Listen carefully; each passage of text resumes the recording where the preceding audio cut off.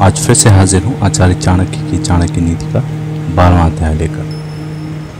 हमेशा की तरह इस अध्याय में भी शुरू करते हैं कि इस अध्याय की हाइलाइट्स क्या क्या हैं, इस अध्याय की सबसे महत्वपूर्ण बातें क्या क्या हैं, और फिर नीतियों को एक एक करके हम जानेंगे। इस अध्याय की नीतियों से भी हमें जीवन के कई महत्वपूर्ण प्रश्नों का उत्तर मिल जाता है। कुछ महत्वपूर्ण प्रश्न इस प्रकार हैं कि कैसे गृहस्थ भगवान की कृपा पाते हैं, कैसे लोग इस दुनिया में सुखी रहते हैं, कैसा घर एक स्मशान के समान ही है, एक आदर्श परिवार में कौन 6 लोग होने चाहिए, भगवान राम के मर्यादा पुरुषोत्तम भगवान राम के महान गुण कौन कौन से हैं, मरते वक्त कौन आपका सच्चा मित्र है, इस प्रश्न का भी उत्तर इस चैप्टर में मिल जाता है। और फिर कैसे लोग जल्दी ही बर्बाद हो जाते हैं। मैं उन सभी लोगों का शुक्रिया अदा करना चाहूँगा जो इस YouTube जर्नी में हमारा साथ दे रहे हैं, हमारा हौसला अफजाई कर रहे हैं। और मैं आभार व्यक्त करना चाहूँगा कि आपके कमेंट्स, आपके लाइक्स, आपके सब्सक्रिप्शन हमें मदद करते हैं, हमारा हौसला बढ़ाते हैं। हमें समझ में आता है कि आप क्या पसंद कर रहे हैं और क्या पसंद नहीं कर रहे हैं। तो इसे जारी रखिए, प्यार हमें दीजिए, हमें बताइए कि आप और किन विषयों पर वीडियोस देखना पसंद करेंगे, ताकि हम और भी तरह तरह की वीडियोस आपके लिए लेकर आ सकें। तो आइए शुरू करते हैं आचार्य चाणक्य के चाणक्य नीति के 12वें अध्याय की नीतियाँ। तो पहला प्रश्न जो हमने बताया था कि कैसे गृहस्थ भगवान की कृपा को पाते हैं, पहली नीति उसी के बारे में। आचार्य चाणक्य कहते हैं कि वह गृहस्थ भगवान की कृपा को पा चुका है जिसके घर में आनंददायी वातावरण, जिसके बच्चे गुणी, जिसकी पत्नी मधुर वाणी बोलती, जिसके पास अपनी ज़रूरतें पूरा करने के लिए पर्याप्त धन है, जो अपनी पत्नी से सुखपूर्ण संबंध रखता है, जिसके नौकर उसका कहाँ मानते हैं, जिसके घर में मेहमान का स्वागत किया जाता है, जिसके घर में मंगलदायी भगवान की पूजा अर्चना रोज की जाती है, जहाँ स्वाद भरा भोजन और पान किया जाता है, जिसे भगवान के भक्तों की संगति में आनंद आता है। जहाँ इन सारी बातों को जो गृहस्थ पालन करता है या जिस गृहस्थ के घर में ऐसा वातावरण है, वो गृहस्थ भगवान की कृपा को पा चुका है। फिर अगली नीति में आचार्य चाणक्य बताते हैं कि किस आदमी को विपुल लाभ होता है, मतलब अनलिमिटेड बेनिफिट्स मिलते हैं। आचार्य चाणक्य कहते हैं कि जो एक संकट का सामना करने वाले ब्राह्मण को भक्ति भाव से अल्प दान भी देता है, अल्प मतलब थोड़ा, अल्प दान भी देता है, उसे बदले में विपुल लाभ, अनलिमिटेड लाभ यानी बेनिफिट्स मिलता है। अब आगे की नीति हमें बताती है कि दुनिया में कौन लोग सुखी होते हैं। तो वही लोग सुखी हैं जो अपने संबंधियों के प्रति उदार हैं, काइंड हैं, जेनरस हैं, अनजाने लोगों के प्रति सहृदय हैं, दयालुता रखते हैं, प्रेम से व्यवहार करते हैं, अच्छे लोगों के प्रति प्रेम भाव रखते हैं, नीच लोगों से धूर्ततापूर्ण व्यवहार करते हैं, विद्वानों से कुछ भी नहीं छुपाते और दुश्मनों के सामने साहस दिखाते हैं, और अंत में बड़ों के प्रति विनम्र और पत्नी के प्रति सख्त हैं। हो सकता है आप में से बहुत से लोग इस लास्ट पॉइंट से सहमत ना हो, क्योंकि अब टाइम बदल चुका है, ज़माना बदल चुका है। तो अपनी राय अपने कमेंट्स में हमें बताएं, हम जानने के लिए उत्सुक रहेंगे। अगली नीति में आचार्य चाणक्य बताते हैं कि अरे लोमड़ी, उस व्यक्ति के शरीर को तुरंत छोड़ दे जिसके हाथों ने कोई दान नहीं दिया, जिसके कानों ने कोई विद्या नहीं ग्रहण की, जिसके आंखों ने भगवान का सच्चा भक्त नहीं देखा, और जिसके पांव कभी तीर्थ क्षेत्रों में नहीं गए हों, जिसने अधर्म के मार्ग से कमाए हुए धन से अपना पेट भरा हो, और जिसने बिना मतलब ही अपना सर ऊंचा उठा रखा। अरे लोमड़ी, उसे मत खा, नहीं तो तू खुद दूषित हो जाएगी। अगली नीति है कि धिक्कार है उन्हें जिन्हें भगवान श्री कृष्ण, जो कि माँ यशोदा के लाडले हैं, उनके चरण कमलों में कोई भक्ति नहीं की। मृदंग की ध्वनि धिक्तम करके ऐसे लोगों का धिक्कार ही करती। फिर अगली नीति आचार्य चाणक्य लोगों की क्वालिटीज, उनके गुणों के बारे में बोलते हैं, उनके स्वभाव के बारे में बोलते हैं। वो कहते हैं कि बसंत ऋतु क्या करेगी यदि बांस पर पत्ते नहीं आते, सूर्य का क्या दोष यदि उल्लू दिन में नहीं देख सकता, और बादलों का क्या दोष यदि बारिश की बूंदें चातक पक्षी की चोंच में नहीं गिरती।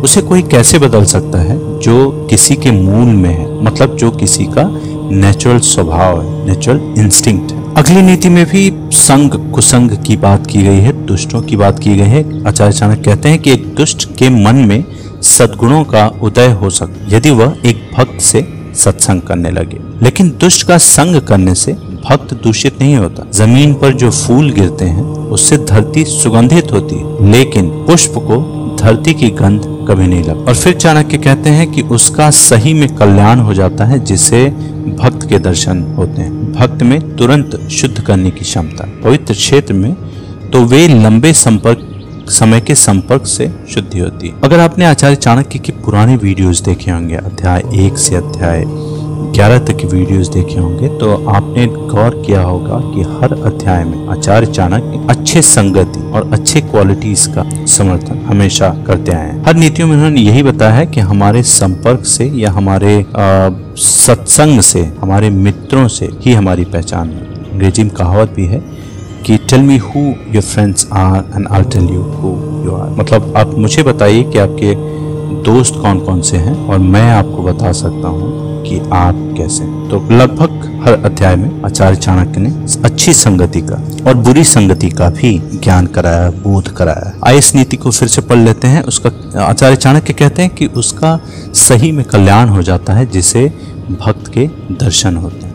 भक्त में तुरंत शुद्ध करने की क्षमता। पवित्र क्षेत्र में तो लंबे समय के संपर्क से शुद्धि होती है। फिर अगली नीति कहती है कि एक अजनबी ने एक ब्राह्मण से पूछा कि बताइए इस शहर में महान क्या है। ब्राह्मण ने जवाब दिया कि खजूर के पेड़ का समूह महान। फिर अजनबी ने फिर से सवाल किया कि यहाँ दानी कौन है। जवाब मिला कि वो धोबी जो सुबह कपड़े ले जाता है और शाम को लौटा देता है, वही दानी। फिर प्रश्न करता है कि यहाँ सबसे काबिल कौन है। जवाब मिला कि यहाँ हर कोई दूसरे का द्रव्य मतलब मटीरियल या सामान या चीजें, और दारा बोलते हैं पत्नी को, या कहीं कहीं औरत का भी रेफरेंस दिया जाता है, हरण करने में काबिल। फिर अंत में ये प्रश्न होता है कि आप ऐसी जगह रह कैसे लेते हैं। तो ब्राह्मण फिर से जवाब देते हैं कि जैसे एक कीड़ा एक दुर्गंध युक्त जगह पर रह लेता है, वैसे हम सब भी इस संसार में इन सारी कुरीतियों मुश्किलों के बावजूद भी रह लेते हैं, रहने के आदी हो जाते हैं। फिर अगली नीति में भी आचार्य चाणक्य संस्कारों की बात कहते हैं।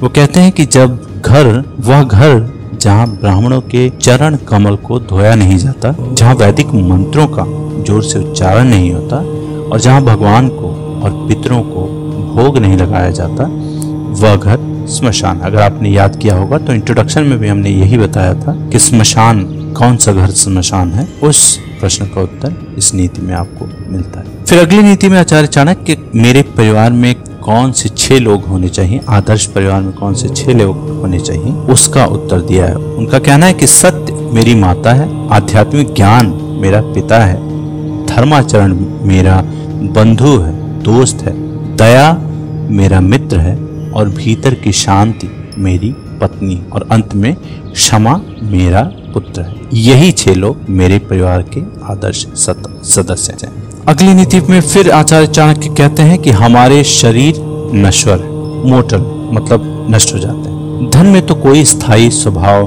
है ही नहीं। मृत्यु हमेशा हमारे निकट है, कब किसका समय आ जाए कहना मुश्किल।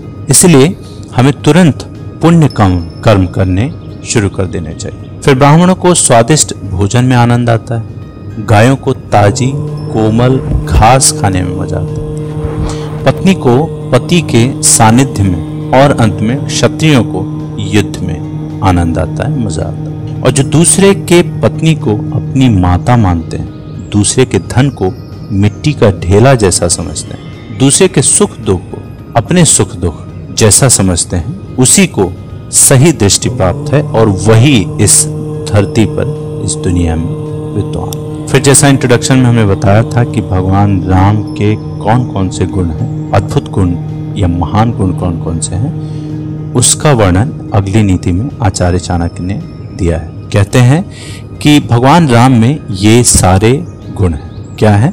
सद्गुणों में प्रीति है, मीठे वचन है, दान देने की तीव्र इच्छा शक्ति, प्रबल इच्छा शक्ति, मित्रों के साथ कपट रहित व्यवहार, गुरु की उपस्थिति में विनम्रता है, मन की गहरी शांति, शुद्ध आचरण है, गुणों की परख है, शास्त्र के ज्ञान की अनुभूति है, रूप की सुंदरता है और भगवान की भक्ति है, भगवान की भक्ति। ये सारे गुण मर्यादा पुरुषोत्तम श्री राम के महान गुणों में में से एक है। फिर अगली नीति में भी आचार्य चाणक्य बताते हैं कि कल्प तरु तो एक लकड़ी ही है, स्वर्ण का सुमेर पर्वत जो निश्चल है, चिंतामणि तो एक पत्थर ही है, सूर्य में ताप है, चंद्रमा तो घटता बढ़ता रहता है, अमर्यादाय समुद्र तो खारा है, कामदेव का शरीर भी जला हुआ है, महाराज बलि तो राक्षस कुल में पैदा हुए और कामधेनु